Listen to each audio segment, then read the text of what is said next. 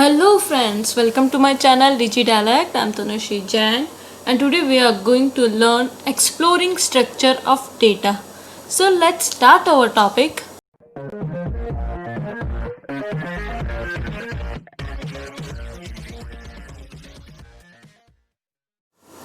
Previous lecture में अपन ने क्या देखा था, डेटा जो है उसको दो पार्ट्स में डिवाइड करा है। पहला है न्यूमेरिक और सेकंड है कैटेगरिकल। अब जब अपन न्यूमेरिक और कैटेगरिकल समझ चुके हैं तो अपन डेटा सेट को थोड़ा डीप में समझ सकते हैं।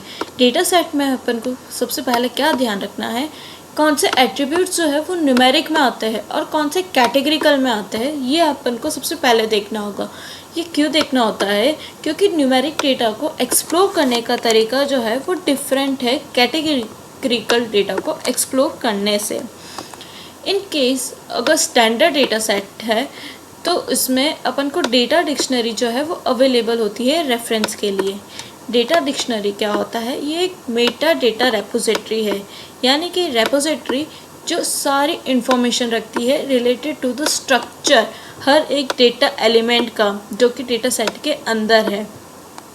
डेटा डिक्शनरी अपन को इन्फॉर्मेशन देती है हर एक एट्रीब्यूट की, उसका डिस्क्रिप्शन एज वेल एज उसका डेटा टाइप और भी अदर रिलेवेंट डिटेल्स अपन को प्रोवाइड करता है।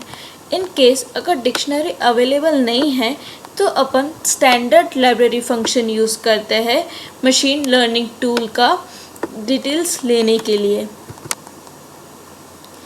University of California Irvine UCI जो है ये मशीन लर्निंग रेपोजिटरी का कलेक्शन है 400+ डेटा सेट्स का। जब अपन इस साइट पे जाएंगे, इस साइट को चेक करना, यहाँ पे बहुत सारे डेटा सेट्स है। तो इसमें से अपन ने एक डेटा सेट लिया है AutoMPG डेटा सेट। इस डेटा सेट में देखिए ये कुछ एट्रीब्यूट्स है।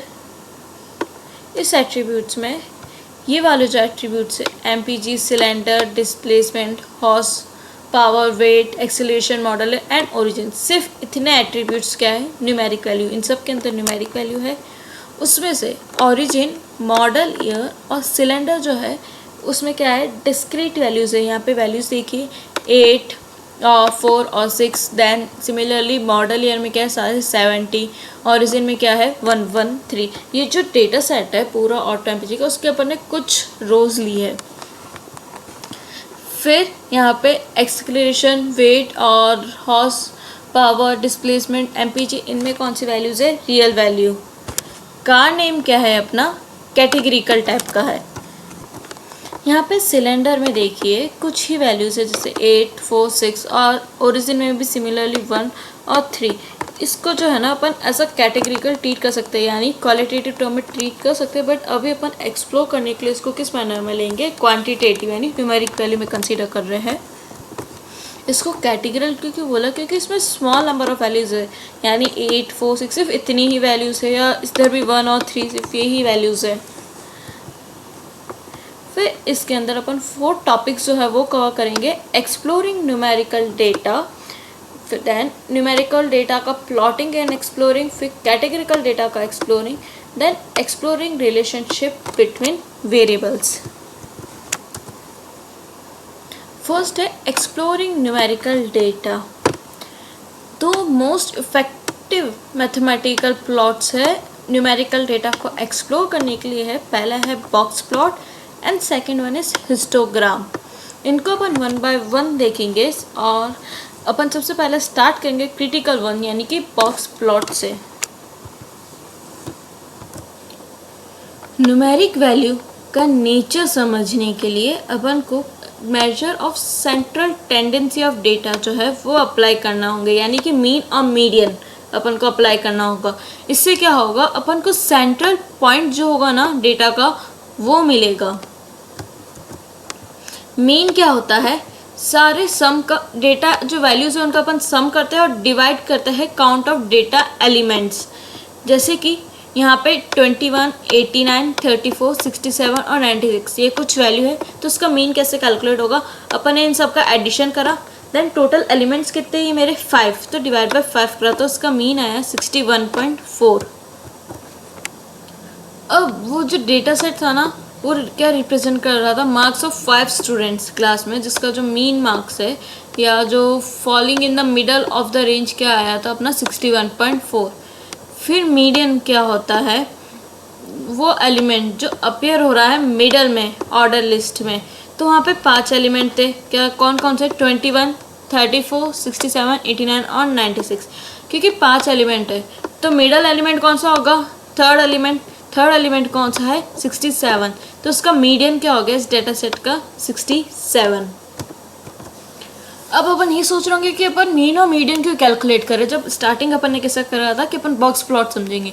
मीन और मीडियन इसलिए कैलकुलेट करा है अपन ने क्योंकि उससे मीन जो होगा ना, उससे अपन को ये आइडिया होगा कि कहीं बहुत ज़्यादा जो एलिमेंट्स है ना वो किसी फार एंड, मतलब वो किसी रेंज के जो है ना बहुत ज़्यादा क्लोज तो नहीं है, यानी मैक्सिमम के बहुत ज़्यादा क्लोज तो नहीं है, मिनिमम के बहुत ज़्यादा क्लोज तो नहीं है।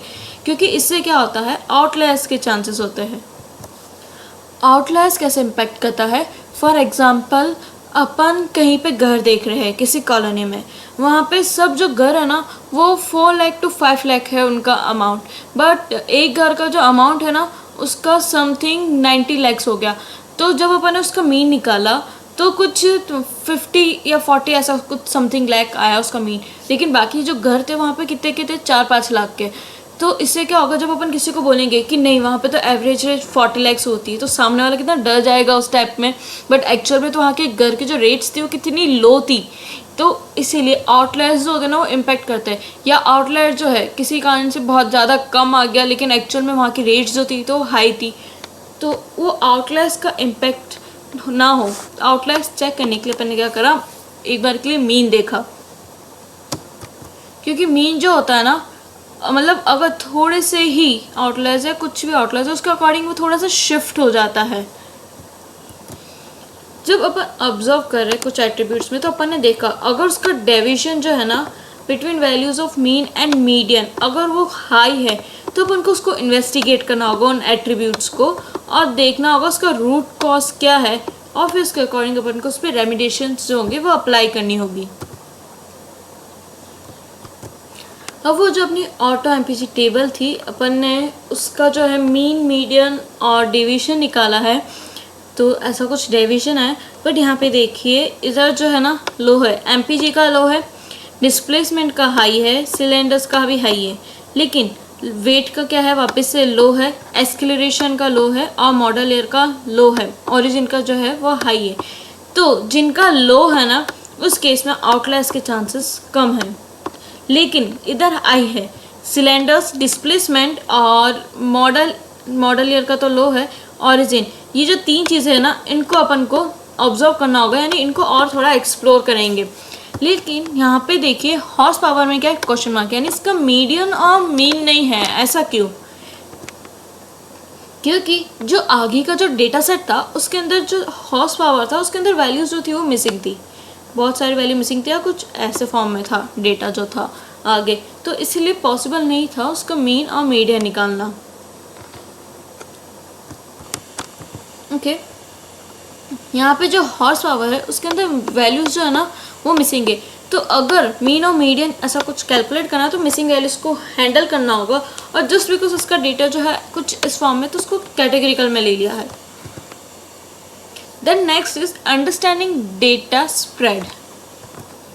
अब क्योंकि अपन ने डेटा को एक्सप्लोर कर लिया है तो अपन को आइडिया होगा कि मीन कैसा है, मीडियन कैसा है, किसका डेविएशन जो है वो हाई है।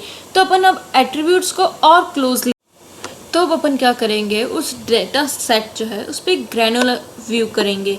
किस फॉर्म में? पहला dispersion of data and second is position of the different data values.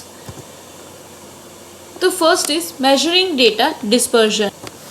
For example यहाँ पे अपन ने 2 एट्रीब्यूट की डेटा वैल्यूज लिए, एट्रीब्यूट 1 की वैल्यू कुछ ये है एंड एट्रीब्यूट 2 की जो वैल्यूज है वो ये है। दोनों का mean, both the set of values have a mean and median of 46। लेकिन इसमें पहले वाले के केस में जो मीन और मीडियन जो 46 है, बाकी के जो एलिमेंट्स है ना इसके आसपास है, लेकिन सेकंड केस में क्या है 46 से थोड़ा दूर दूर है। तो to find out how much the different values of a data are spread out, यानी कितना वैल्यूज़ जो है, डिफरेंट वैल्यूज़ जो है वो डेटा की कितनी स्प्रेड आउट है, उसके लिए अपन वेरिएंस जो है डेटा का वो मेजर करते हैं। तो उसका फॉर्मूला क्या है, ये वेरिएंस का जो फॉर्मूला है वो ये है, जहाँ पे x जो है ना वो वेरिएबल है या एट्रीब्यूट जिसका अपन को वेरिएंस है कैलकुलेट करना है। देन n जो है वो नंबर ऑफ ऑब्जर्वेशंस है और values of variable x। Standard deviation कैसे कैलकुलेट करते हैं, वेरिएंस का ही, वेरिएंस किस में आ जाएगा, रूट साइन में, यानी अंडर रूट वेरिएंस। तो उससे स्टैंडर्ड डेविएशन जो है वो कैलकुलेट हो जाएगा। लार्जर वैल्यू ऑफ वेरिएंस और standard deviation indicates more dispersion in the data and vice versa. यानी अगर लार्जर वैल्यू है वेरिएंस की और स्टैंडर्ड डेविएशन की, तो यानी डिस्पर्जन जो है ना वो ज़्यादा है। तो अपन ने एट्रीब्यूट 1 और एट्रीब्यूट 2 का कैलकुलेट करा। एट्रीब्यूट 1 के केस में कितना आया, वेरिएंस 2। यहाँ पे देखिए, यहाँ पे एट्रीब्यूट 1 का 2 आया, सॉरी एट्रीब्यूट 1 का जो वेरिएंस है वो 2 आया, बट एट्रीब्यूट 2 का कितना आया, 79.6। यानी इसके केस में डिस्पर्शन जो है वो ज़्यादा है और वेकेंसी बहुत ज़्यादा स्प्रेड आउट है। Since the data was small, a visual inspection and understanding were possible and that matches with the measured value. Next है measuring data value position। अगर जो अपना डेटा वैल्यूज है एट्रीब्यूट के वो इंक्रीजिंग ऑर्डर में arranged है, तो अपन ने देखा था मीडियन क्या करता है, सेंट्रल डेटा वैल्यू होती है जो क्या करता है पूरे डेटा सेट को डिवाइड कर देता है 2 हाफ में, जिसमें से जो फर्स्ट हाफ होता है, if the first half of the data is divided into 2 half, यानी जो पहला है ये अपना पूरा डेटा है, इसको मीडियन ने किस में करा, हाफ में। अब ये अपना फर्स्ट पोर्शन हो गया एंड ये अपना सेकंड पोर्शन हो गया।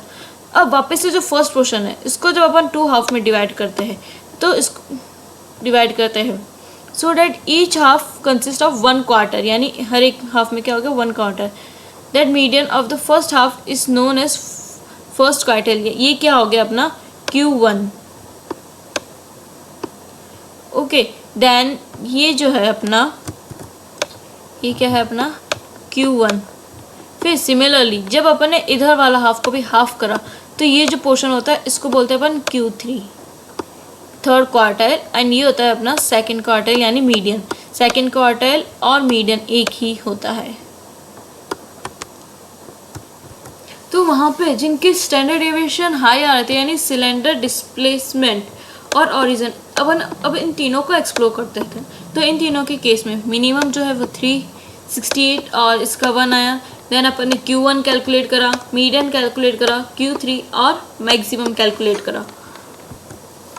फिर डिस्प्लेसमेंट के केस में इन दोनों का डिफरेंस कितना आएगा, 36.2 समथिंग। ओके, और Q1 से मीडियन के बीच में आएगा 44.3।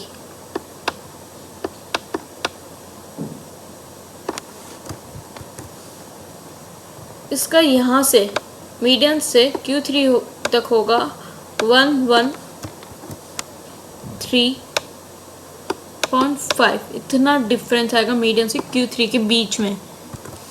और यहाँ पे Q3 से मैक्सिमम कितना रहेगा, 193। इससे अपन को क्या आइडिया हुआ कि डिस्प्लेसमेंट के केस में जो लार्जर वैल्यूज़ जो है ना वो ज़्यादा स्प्रेड आउट है in comparison to smaller values. और इससे क्या कंक्लूजन मिला कि डिस्प्लेसमेंट के केस में मीन की जो वैल्यू है ना वो इतनी ज़्यादा क्यों है मीडियन के कंपैरिजन में। सिमिलरली इनके बीच का डिफरेंस देखेंगे अपन और ओरिजिन के बीच का डिफरेंस देखेंगे। Then next is plotting and exploring numerical data. उसमें फर्स्ट है बॉक्स प्लॉट। बॉक्स प्लॉट क्या होता है, एक एक्सीलेंट विजुअलाइजेशन मीडियम है फॉर न्यूमेरिकल डेटा। अब अपन ने सेंट्रल टेंडेंसी स्टडी कर ली, स्प्रेड स्टडी कर लिया कि डेटा एलिमेंट्स कितने स्प्रेड है, तो अब अपन उसको कहाँ पे बॉक्स प्लॉट के थ्रू रिप्रेजेंट करते हैं। बॉक्स प्लॉट को अपन बॉक्स भी बोलते हैं और विस्कर प्लॉट भी बोलते हैं। तो बॉक्स प्लॉट क्या होता है, बॉक्स प्लॉट के अंदर Q3 से Q1 ऐसा कुछ बॉक्स टाइप होता है और इन दोनों के बीच का यानी ये जो पोर्शन होता है ना, इसको IQR बोलते हैं, inter quartile range. Q3 minus Q1 ये जो पूरा रेंज होता है इसको IQR बोलते हैं। देन ये जो थिक लाइन है, एकदम थिक लाइन, वो होती है मीडियन, जो कि इसमें हाफ 2 पोर्शन में डिवाइड कर रखा है मीडियन ने इसको। जो थिक लाइन होती है वो होती है मीडियन। देन यहाँ पे एक मैक्सिमम होता है, फिर मिनिमम होता है, मिनिमम या लोअर विस्कर अपर विस्कर बोलते हैं इनको। देन ये जो है ये है आउटलायर्स, जो इसके भी इस रेंज से भी बहुत बाहर है। तो अपन ने सिलेंडर का देखा, डिस्प्लेसमेंट का, ओरिजिन का और मॉडल ईयर का अपन ने बॉक्स प्लॉट बनाया। तो सिलेंडर के केस में देखिए यहाँ पे इसका मीडियन जो है वो कितना नीचे आ रहा है, उसका अपर विस्क कहाँ गया। फिर बॉक्स प्लॉट ठीक है, बॉक्स प्लॉट का ये जो है यहाँ पे डिफरेंस ज़्यादा है और नीचे जब मिनिमम के केस में ये चीज़ बहुत कम है।